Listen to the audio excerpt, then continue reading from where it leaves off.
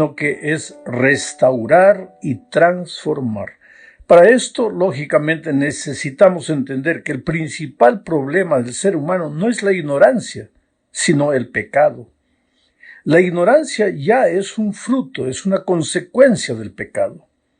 Solo que nosotros solo tenemos conciencia de las cosas que vemos. La pobreza, la violencia, las injusticias de la vida, la corrupción de los gobiernos, el orgullo y el abuso de los poderosos, en fin, son cosas que podemos ver. Percibimos esas actitudes malsanas, pero no percibimos, no nos damos cuenta que todo eso es consecuencia de algo más serio y más profundo. Y la verdadera educación no resuelve solo los problemas periféricos del exterior, sino que va al fondo del problema. Todo educador debe tener conciencia del verdadero problema del ser humano para poder educarlo. Vayamos, por ejemplo, al Edén para entender lo que estoy diciendo. Después del pecado, Dios llamó a Adán: ¿dónde estás? Esta pregunta nos lleva a la conclusión de que el pecado no es solamente un acto malo, sino básicamente rebeldía. Básicamente el deseo de estar lejos de Dios, de esconderse de Él. Nosotros entendemos por pecado solo los actos que van contra la voluntad de Dios. Pero nos olvidamos que el pecado básicamente es separación de Dios. El pecado no comenzó comiendo un fruto. El pecado comenzó cuando el ser humano empezó a desconfiar de Dios. Se apartó de Dios, se escondió de Dios. Ahora, el resultado de esa desconfianza en la palabra de Dios, de ese dudar del amor de Dios, pues ya fue comer el fruto que Dios les había dicho que no comieran. Entonces, a partir de ese momento, el ser humano siempre se ha apartado de Dios, cada vez más y más y más. Lo interesante es que cuando nosotros fuimos creados y nosotros vivíamos al lado de Dios, del Creador, reflejábamos el carácter del Padre. Dios es manso y humilde, es amoroso, es misericordioso. Nosotros también éramos así originalmente. Pero cuando el pecado hizo separación entre Dios y el hombre, cuando el hombre tomó su vida, tomó sus propias decisiones y se alejó de Dios, el carácter de Dios se deformó en el hombre, se distorsionó en el hombre. Hoy día nosotros somos una caricatura del carácter de Dios, un remedo grotesco del carácter de Dios. Somos orgullosos, somos egoístas, somos malos. Ahora, con la instrucción de valores y principios podemos tratar de hacer cosas buenas, pero básicamente somos malos.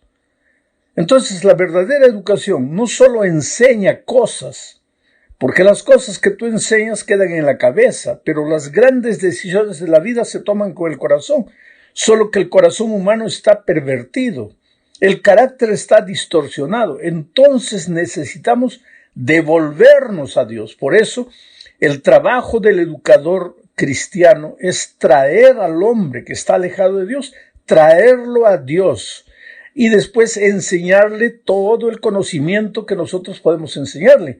Pero eso solo le servirá, eso solo tendrá sentido cuando su corazón haya sido sanado, cuando se haya devuelto a Dios. Por eso la salvación básicamente es reconciliación. ¿Cuándo dos personas se reconcilian? Cuando estaban separadas. Ahora, la reconciliación los coloca de nuevo juntos. Mira lo que dice Romanos 5, 10 y 11.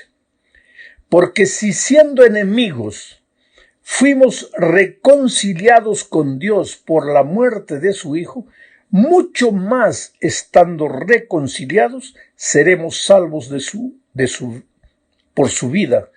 Y no solo esto, sino que también nos gloriamos en Dios por el Señor Jesucristo, por quien hemos recibido ahora la reconciliación. Mira, en 2 versículos Pablo repite 3 veces la palabra reconciliación.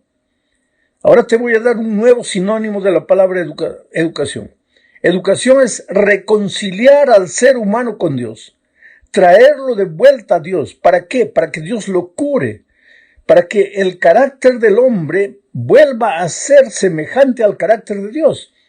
Entonces, y solo entonces, toda la instrucción que le demos le servirá, tendrá sentido. Pero si la instrucción entra en la cabeza, pero el corazón está deformado, pues nada va a cambiar. Por eso es que hay grandes hombres instruidos, doctores, que cometen crímenes horribles, que cometen actos contra la moral, pero abiertamente así, corrupción, asesinato, intriga, pero son instruidos, visten traje, corbata, pero el corazón está deformado. Han recibido instrucción en la escuela, en la universidad, pero no han recibido educación, no han sido reconciliados con Dios. Aquí está el desafío de los educadores cristianos. No solamente instruir en la teoría de las cosas, sino reconciliar al ser humano con Dios. En la segunda parte de este comentario veremos la experiencia de Jacob y a través de ella veremos que Dios siempre busca al ser humano para reconciliarlo consigo. Mientras el hombre hoy huye, se escapa, se esconde, Dios sale, lo busca y lo trae. ¿Por qué? Porque Dios sabe que el hombre separado de él solo se perjudicará, se hará sufrir a las personas que ama. Leamos Génesis capítulo 28, versículos 10 al 3 y después los versículos 15 y 16. Dice así: Salió pues Jacob de Beerseba y fue a Harán. Beerseba era la casa de sus padres. Harán era una tierra distante donde vivía un hermano de su mamá. Pero simbólicamente podríamos decir aquí que salió Jacob de la presencia de sus padres y se fue a una tierra distante. Es lo que Adán y Eva hicieron en el jardín del Edén. Salieron del compañerismo con Dios y se fueron a una tierra distante llamada pecado. Bueno, salió pues Jacob de Beerseba y fue a Harán, y llegó a un cierto lugar y durmió allí, porque ya el sol se había puesto. Y tomó de las piedras de aquel paraje y puso a su cabecera, y se acostó en aquel lugar. Y soñó, y he aquí una escalera que estaba apoyada en tierra, y su extremo tocaba en el cielo. Y he aquí ángeles de Dios que subían y descendían por ella. Y he aquí Jehová estaba en lo alto de ella, de la escalera, el cual dijo: Yo soy Jehová, el Dios de Abraham, tu padre, y el Dios de Isaac. He aquí yo estoy contigo y te guardaré por donde quiera que fueras y volveré a traerte a esta tierra. Mira, volveré a traerte a esta tierra, porque no te dejaré hasta que haya hecho lo que te he dicho. Y despertó Jacob de su sueño y dijo: Ciertamente Jehová está en este lugar y yo no lo sabía. Es interesante que aquí en este texto, en esta historia, en este incidente de la vida de Jacob, podemos encontrar principios de educación cristiana. ¿Pero de qué manera, pastor? Es que el hombre se aleja de Dios. Y cuando se aleja de Dios, entra en el terreno de la oscuridad, de la ignorancia, del analfabetismo espiritual. No entiende nada, no tiene conciencia de su situación. ¿Y qué hace Dios? Dios lo busca. Jacob en este caso estaba huyendo y paró solo porque estaba cansado. Colocó una piedra de travesero y durmió, pero tuvo un sueño. Y Dios le muestra una escalera que va desde la tierra hasta el cielo. Y Dios está allá arriba y le habla y le dice: Mira, yo soy el Dios de tus padres. Yo he venido aquí a buscarte. Yo quiero traerte a tu tierra. Tú te estás yendo a una tierra extraña. Yo quiero traerte de vuelta a esta tierra.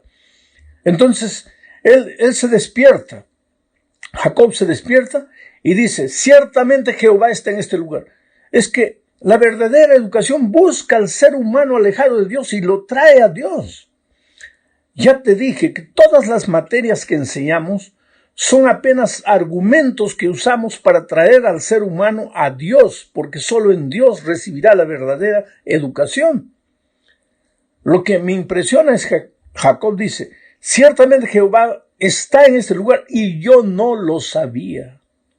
Oh, mi amigo educador que me escuchas, la verdadera educación concientiza al ser humano de su verdadera situación con relación a Dios, porque Jacob no sabía que Dios estaba ahí, y hay mucha gente hoy que no sabe que está alejada de Dios. Y alejada de Dios, ya repito por tercera vez este pensamiento, puedes darle la instrucción que tú quieras, le va a servir de poco. A lo más le va a servir para sobrevivir en esta tierra miserable que un día va a llegar a su fin. Pero la verdadera educación no prepara al ser humano solo para esta vida, lo prepara para la vida eterna. Ahora, cuidado, no tienes que preparar al ser humano solo para la vida eterna, porque también necesita sobrevivir en esta tierra. Entonces tienes que preparar un buen profesional. Tienes que enseñarle la materia que enseñas bien enseñada. Vuelvo a repetir, nuestras escuelas, nuestros colegios, nuestras universidades tienen que ser excelentes por la instrucción que dan, pero tienen que ir más allá. Tienen que concientizar al ser humano de su necesidad de Dios y traer al ser humano a los pies de Dios.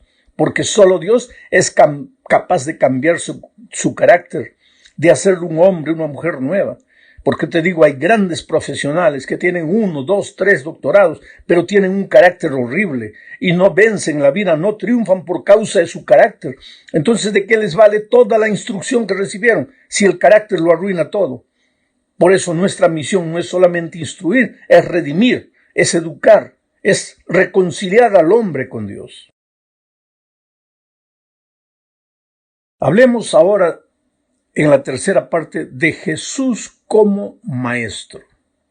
Leamos para esto Juan 1, 1 al 5 y después el versículo 14. Dice, en el principio era el verbo, Jesucristo, ¿no es cierto? Estoy comentando el texto.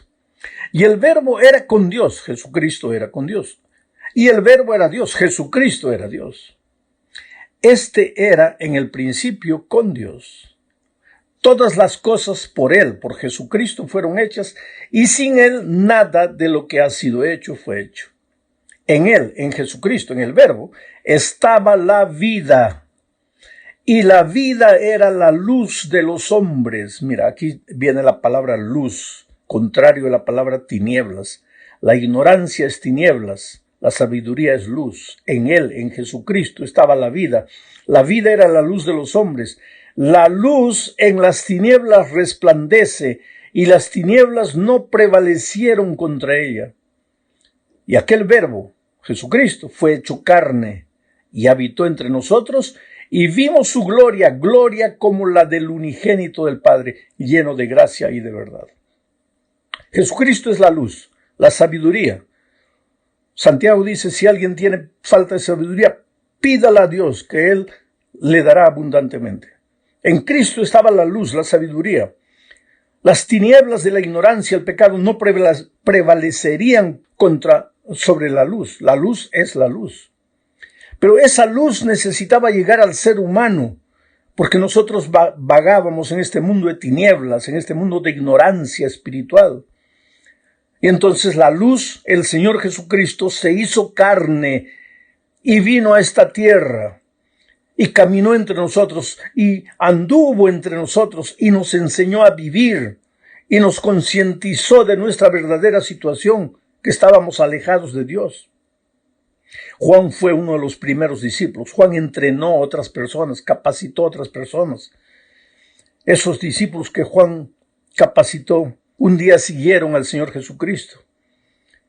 Y Jesucristo les preguntó, ¿a dónde van? ¿Qué desean? Y ellos dijeron, Rabí, que quiere decir maestro, ¿dónde vives? Queremos ir a donde tú vas. queremos andar en tus caminos, queremos aprender de ti, Rabí, maestro. Jesucristo, el Dios eterno, creador de los cielos y la tierra, se hizo carne y vino a esta tierra para ser el gran Rabí, el gran maestro, el gran iluminador, la fuente de sabiduría. Por eso, si tú eres un educador cristiano, tienes que ir a la fuente, tienes que aceptar al Rabí, al gran maestro, como tu propio maestro. Tienes que aprender a sus pies. Muchas veces tienes que llorar al tener conciencia de tu propio pecado. Y solo entonces Dios te toma, barro imperfecto, y te hace un gran maestro como Él.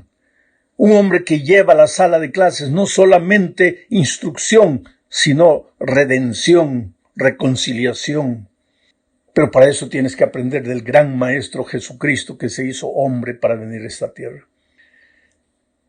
En la cuarta parte de este estudio veremos la respuesta de una mujer a la misión educadora de Cristo. Leamos Mateo 15, 26 al 28. Respondiendo él, Jesucristo, dijo, no está bien tomar el pan de los hijos y echarlo a los perrillos. Y ella dijo, sí, Señor, pero aún los perrillos comen de las migajas que caen de la mesa de sus amos. Entonces respondiendo Jesús dijo, oh mujer, grande es tu fe, hágase contigo como quieres. Y su hija fue sanada desde aquella hora. Ahora, mis amigos, este incidente sucedió en la región de Tiro y Fenicia. La protagonista fue una mujer cananea. Tal vez un profesor se esté preguntando en este momento, ¿pero qué tiene que ver esta historia con la educación cristiana? Pero tiene mucho que ver, ¿sabes? Lo que el evangelista destaca aquí en este relato es la insistencia de una mujer para romper barreras que le impiden llegar a Jesús. La mujer había entendido que Jesús era su única solución. Pero había tantas barreras, empezando por la multitud que consideraba que un gentil no podía acercarse al maestro, pasando por los propios discípulos que no permitían que nadie llegase cerca del maestro, y terminando por las propias declaraciones de Jesús, que en el contexto histórico en que vivía y hablando en medio de judíos, estaba usando las expresiones que ellos usaban para referirse a los gentiles.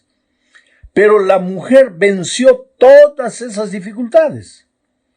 En el fondo, Jesús deseaba enseñarle que nadie llega a la mesa de la bendición sin esfuerzo. Oh, querido, la salvación es gratuita, pero el camino está lleno de dificultades y hay que vencerlas. Si tú has colportado alguna vez, has vendido productos, libros, cualquier cosa, para pagar tus estudios, vas a entender que nadie llega a graduarse sin sacrificio, sin lágrimas, sin esfuerzo, sin dificultades.